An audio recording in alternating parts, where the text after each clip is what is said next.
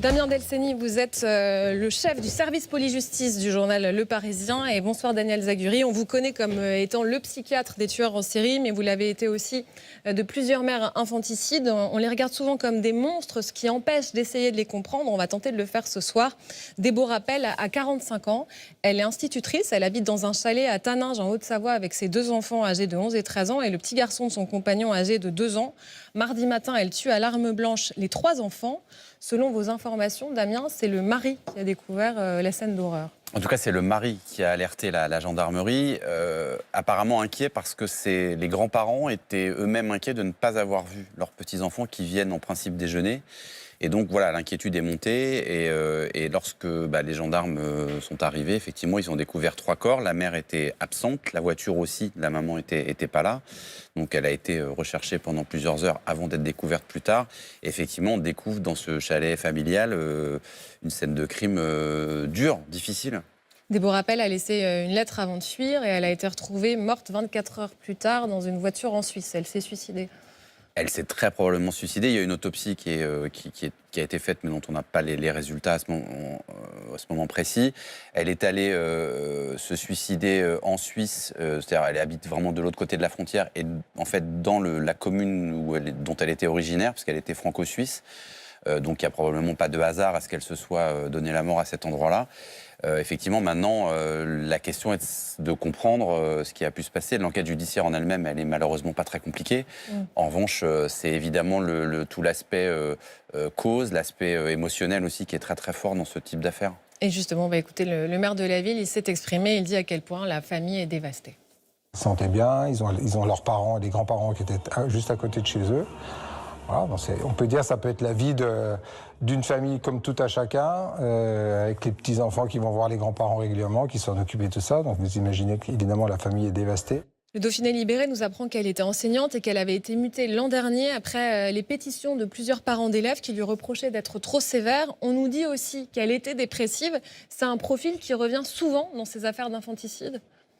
Alors, dans ces affaires de massacres intrafamiliaux, évidemment, la dépression est quasiment toujours au premier plan. Et donc, ces mères qui tuent leurs enfants sont des mères totalement désespérées. Alors, ou bien c'est être ensemble pour l'éternité, c'est-à-dire ne jamais se séparer après mon suicide, avec mon suicide, ou bien c'est je veux épargner à mes enfants la pire souffrance qui soit, quelque chose qui est encore pire que la mort. Dans sa tête, c'est un acte d'amour. Dans une certaine mesure, en tout cas, c'est pas un acte de haine, c'est un acte très difficile de dire c'est un acte d'amour parce que...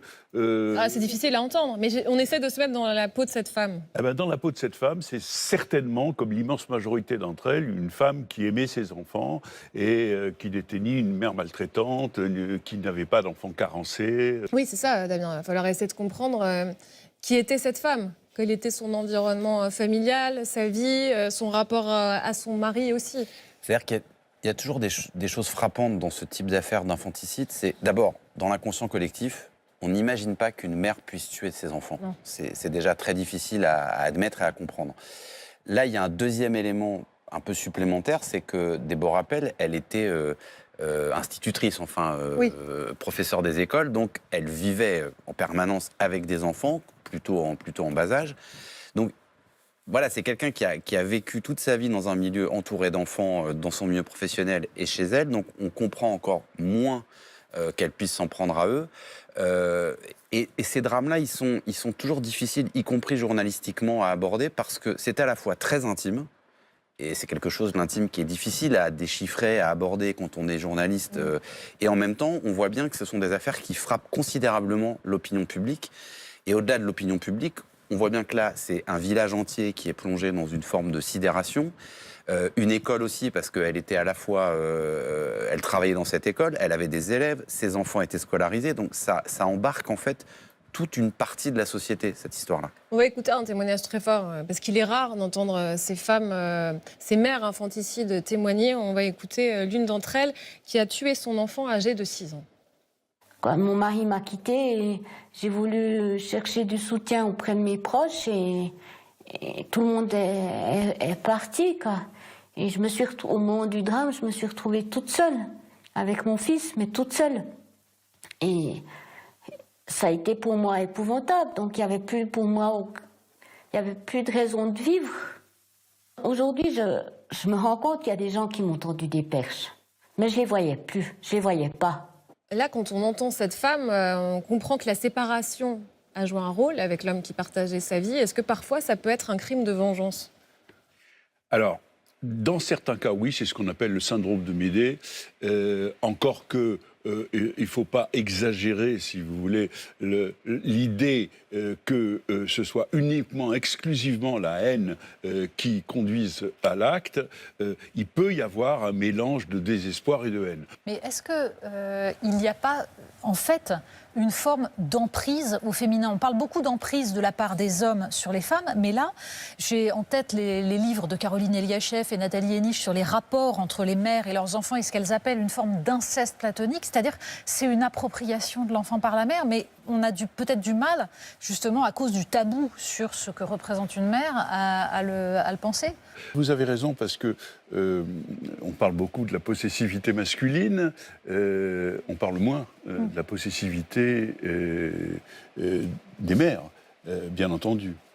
Est-ce que ce sont surtout les femmes qui tuent leurs enfants? Parce que des exemples, il y en a plein. Alors, en premier, on pense à l'affaire Courgeot, mais c'est encore différent parce que là, c'était l'affaire des bébés congelés.